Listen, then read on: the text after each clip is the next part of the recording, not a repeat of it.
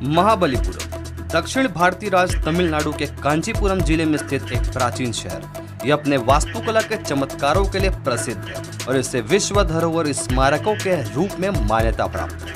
नमस्कार दोस्तों, स्वागत है आपका एक नए वीडियो में। अगर आपने इस चैनल को पहली बार देखा तो चैनल को सब्सक्राइब करें और बेल नोटिफिकेशन जरूर से ऑन करें। और इस चैनल को अगर आप वीडियो पूरा देखते हैं तो इस वीडियो को लाइक और शेयर जरूर करें। ऐतिहासिक दृष्टि से महाबलीपुरम कभी पल्लव राजवंश का हिस्सा था, जो एक तमिल राजवंश था जिसने 3वीं और 9वीं शताब्दी ईस्वी के बीच दक्षिण भारत के एक हिस्से पर शासन किया। अभिलेखी स्रोत यह भी कहते हैं कि पल्लव राजाओं के श्रीलंका, चीन और दक्षिण पूर्व एशियाई देशों के साथ सक्रिय विदेशी संपर्क थे। इस क्षेत्र से खुदाई में मिले सिक्के और अन्य कलाकृतियां एक महत्वपूर्ण मात्रा भी पल्लव साम्राज्य का हिस्सा बनने से पहले ही रोमनों के साथ पहले से मौजूद व्यापारिक संबंधों का संकेत देती है। 7 पैगोडाज ऑफ शोर टेम्पल।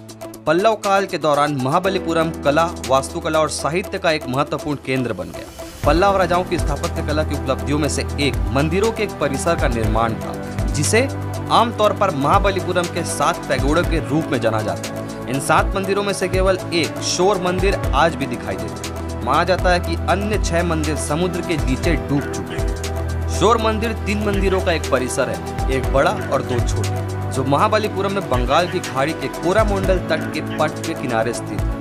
8वीं शताब्दी में नरसिम्हवर्मन द्वितीय के शासनकाल में निर्मित यह तमिलनाडु का सबसे पहला महत्वपूर्ण स्वतंत्र पत्थर का मंदिर है। इस स्थल पर स्थित अपने अधिकांश पड़ोसियों के विपरीत इसे गुफाओं में तराशे गए पत्थरों की बजाय कटे हुए पत्थरों से बनाया गया। इसमें 2 मंदिर हैं, एक शिव को समर्पित है और दूसरा विष्णु को। यह 5 मंजिला हिंदू स्मारक 60 फीट ऊंचा है और आधार पर 50 फीट वर्गाकार का एक पिरामिड नुमा संरचना बना हुआ है। महाबलीपुरम का प्रारंभिक इतिहास पूरी तरह से रहस्य में डूबा हुआ है। एक पीढ़ी से दूसरी पीढ़ी तक चली आ रही कहानियां एक बड़े खूबसूरत शहर के बारे में बताती हैं, जो कभी इस क्षेत्र में बसा हुआ था। स्थानीय परंपरा में यह उल्लेख नहीं है कि शहर कितना पुराना है, लेकिन इसे राजा बलि से जोड़ा जाता है, जिनमें महाबली प्रहलाद का पोता कहा जाता है। इस राजा ने विष्णु के 5वें अवतार वामन के लिए खुद को बलिदान कर दिया था, जिसके बाद उन्हें ज्ञान प्राप्त हुआ था। महाबलीपुरम का शाब्दिक अर्थ है महान बलि का शहर।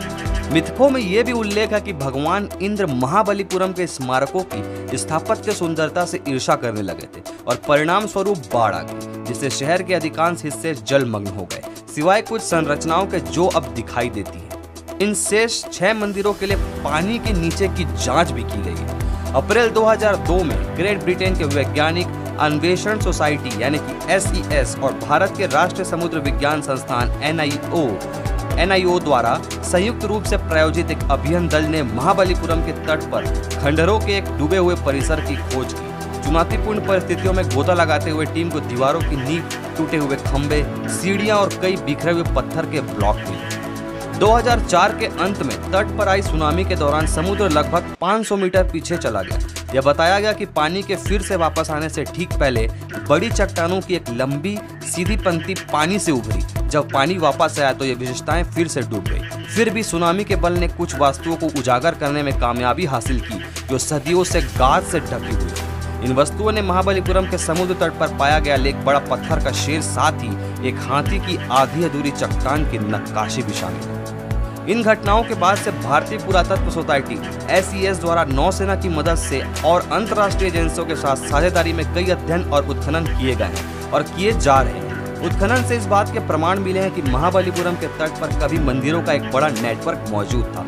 उत्खनन से एक मंदिर के अवशेष मिले हैं, जो अभी भी खड़े तट मंदिर की संरचना से लगभग 1.5 गुना बड़े हैं। साथ ही उसी उत्खनन स्थल पर एक छोटा मंदिर भी मिला है। इसके अतिरिक्त समुद्र में कई जलमग्न संरचनाएं पाई गई हैं। महाबलीपुरम के तट पर पानी के नीचे की खोज में गिरी हुई, बिखरी हुई लंबी दीवारें और संरचनाएं दिखाई देती हैं। कई स्थानों पर आयताकार और चौकोर प्रकार की निर्माण सामग्री की तैयार किए जा चुके हैं। ये था महाबलीपुरम से रिलेटेड फैक्ट्स और सीक्रेट्स। अगर आपको ये वीडियो अच्छी लगे तो इस वीडियो को लाइक और चैनल को सब्सक्राइब जरूर करें और वीडियो शेयर करना ना भूलें। चलिए मिलते हैं किसी नए इंटरेस्टिंग टॉपिक के साथ।